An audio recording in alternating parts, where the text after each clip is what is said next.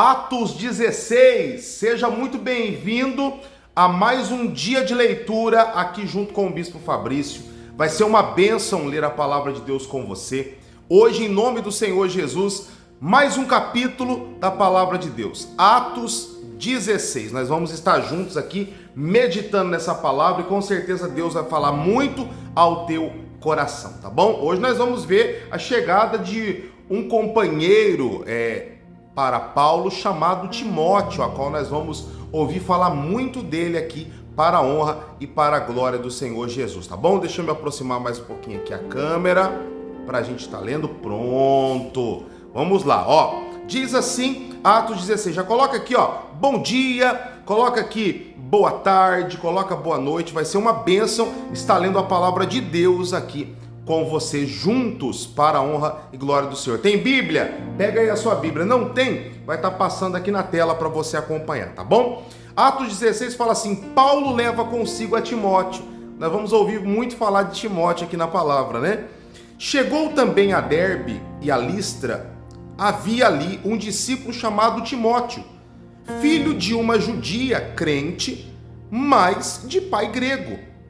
Dele davam bom testemunho os irmãos em Listra e Icônio. Quis Paulo que ele fosse em sua companhia e por isso circuncidou por causa dos judeus daqueles lugares, pois todos sabiam que o seu pai era grego. Então Paulo aqui nesse momento, para evitar qualquer repercussão, como ele estaria ali indo pregar lá em lugares ermos, ele pega e realiza a circuncisão sobre a vida de Timóteo para evitar falatórios, né? Porque ele queria que a palavra fosse pregada de uma maneira poderosa, sem empecilhos, né? Para evitar contendas ele fez isso, mas não dando valor nenhum a isso, porque a verdadeira circuncisão, como eu já expliquei em capítulos anteriores, é a do coração, é a da fé, tá bom? Diz assim o versículo 4, ao passo pela qual passavam pelas cidades, entregavam aos irmãos para que as observassem as decisões tomadas pelos apóstolos e presbíteros de Jerusalém. Eles estavam levando o quê? As cartas, né? Que o Pedro, a igreja, mandou para eles para mostrar a decisão que era tomada para aqueles que estavam sendo os novos convertidos. Eles estavam levando as cartas para essas pessoas. Consegue compreender? Bora lá então. Versículo 5. Assim as igrejas eram fortalecidas na fé e dia a dia aumentava em número. A visão entrou-a e percorrendo a região frígio-gálata, tendo sido impedidos pelo Espírito Santo de pregar a palavra na Ásia, eles chegaram na Ásia, a primeiro momento Deus impediu eles de pregar a palavra ali, nós vamos entender por quê, né?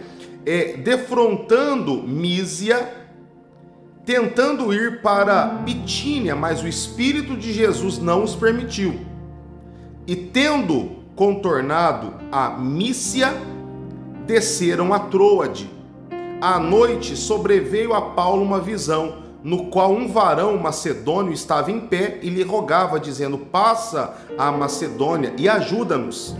Assim que teve a visão, imediatamente procuramos partir para aquele destino, concluindo que Deus nos havia chamado para lhes anunciar o evangelho. Eles queriam pregar em um lugar, mas Deus falou, não, vocês não vão pregar aí, vocês vão pregar em outro lugar. Aí eles foram para onde Deus os enviou. Aprendemos aqui uma lição muito forte, que temos que deixar a nossa vida na direção de Deus. Amém, queridos? Continuando aqui, ó, versículo 11. Paulo em Filipos, Lídia convertida, né? Uma mulher de Deus. Tendo, pois, navegado de Troade, seguimos em direitura a Simatrácia, no dia seguinte a Neápolis, e dali a Filipos, cidade da Macedônia, primeira do distrito e colônia. Nessa cidade permanecemos alguns dias. No sábado, saímos da cidade para junto do rio, onde nos pareceu haver um lugar de oração, e assentando-nos, falamos às mulheres que para lá tinham concorrido. Lá nesse lugar, à beira-rio, tinha um lugar de oração, e eles desceram para lá para pregar a palavra, e ali tinha umas mulheres de Deus, e eles pregaram para elas, né? Certa mulher, versículo 14, chamada Lídia, da cidade de Tiatira, vendedora de púrpura, temente a Deus, nos escutava. O Senhor lhe abriu o coração para atender às coisas que Paulo dizia. Depois de ser batizada, ela e toda a sua casa nos rogou, dizendo: se julgais que eu sou fiel ao Senhor, entrai na minha casa e aí ficai.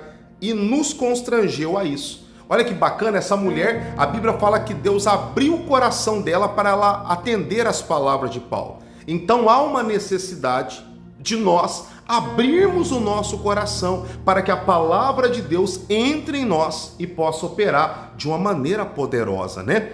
Versículo 16, ó. A cura de uma jovem adivinhadora. Agora aqui nós vamos entrar na canção, né? De Paulo e Silas, né? Na prisão. Paulo, nós estamos presos. e essa canção, ela saiu desta passagem aqui. Olha que interessante, ó. Aconteceu que, indo nós para o lugar de oração, nos saiu ao encontro uma jovem possessa de um espírito adivinhador, né? O qual, adivinhando, dava lucro aos seus senhores.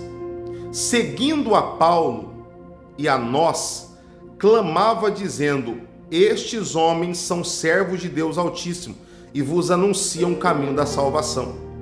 Isto se repetia por muitos dias. Então Paulo, já indignado, voltando-se, disse ao Espírito: em nome de Jesus Cristo eu te mando, retira-te dela. E ele na mesma hora saiu. Olha que interessante, olha que grande libertação. Ao lermos isso, entendemos que há uma grande alegria por sabermos que uma pessoa foi liberta, né? Mas não foi isso que aconteceu com a grande maioria daquele povo. Aquele povo perseguiu Paulo de tal maneira, mas perseguiu Paulo de tal maneira que o Paulo foi preso, quase que morre. Olha, vamos continuar lendo, ó. Paulo e Silas acoitados e presos, vendo os seus senhores que se desfizera a esperança de lucro, né? Eles ganhavam dinheiro com aquela adivinhação daquele espírito maligno, aquele espírito adivinhador. Quando o espírito foi embora, a menina ficou liberta. E isso acontecendo, eles perseguiram a Pedro, né? Perseguiram a Paulo, melhor dizendo, né? Agarrando em Paulo e Silas, os arrastaram para a praça à presença das autoridades. Levando aos pretores, disseram: estes homens, sendo judeus, perturbam a nossa cidade, propagando costumes que não podemos receber nem praticar, porque somos romanos.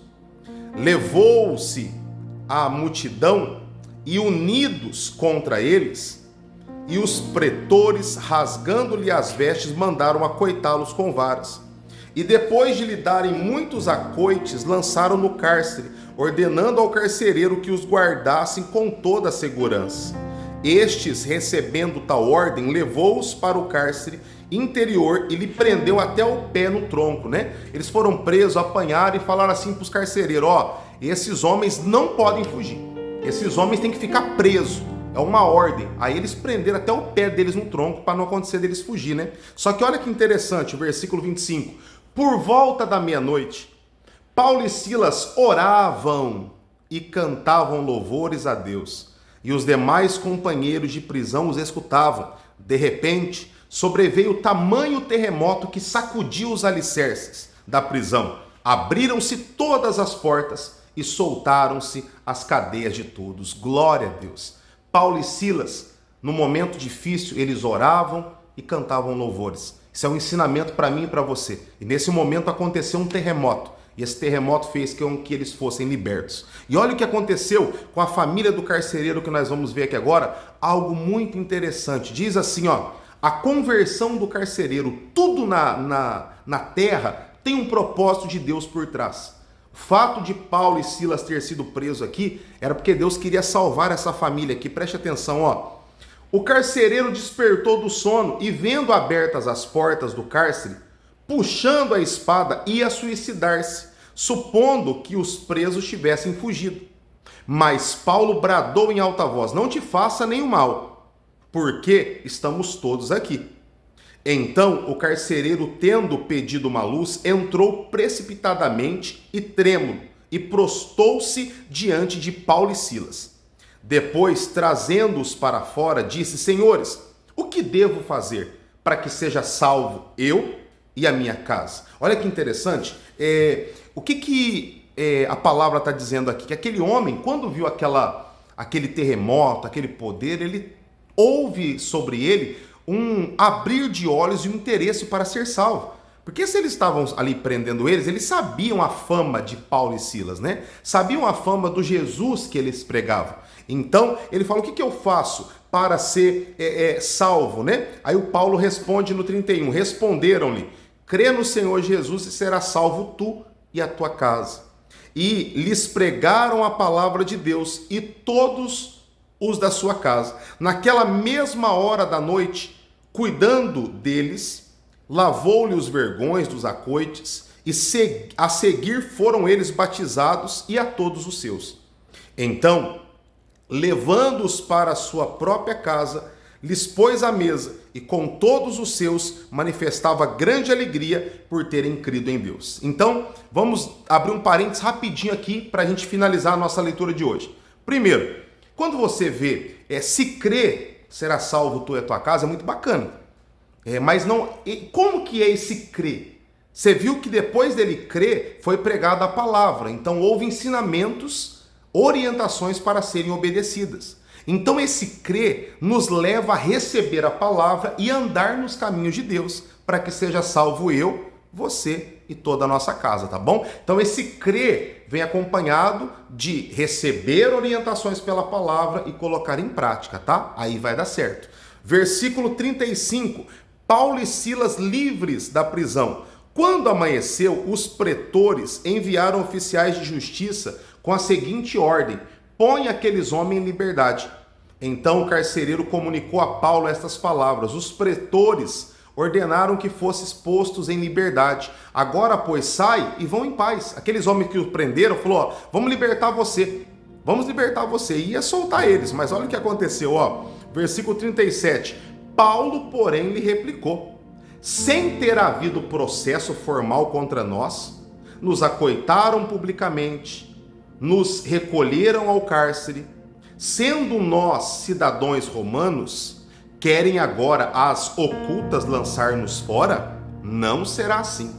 Pelo contrário, venham eles e pessoalmente nos põem em liberdade. O Paulo falou: como assim? Nós não fizemos nada e vocês nos prenderam, bateram na gente, colocaram a gente exposto à humilhação. Agora as ocultas, as escuras querem que a gente saia? Não, venham vocês aqui. Venham vocês pessoalmente nos libertar, porque vocês fizeram isso contra a lei, né? Foi o que Paulo estava dizendo. Versículo 38. Os oficiais de justiça comunicaram isso aos pretores. Eles ficaram possuídos de temor, né? Quando souberam que se tratava de cidadãos romanos.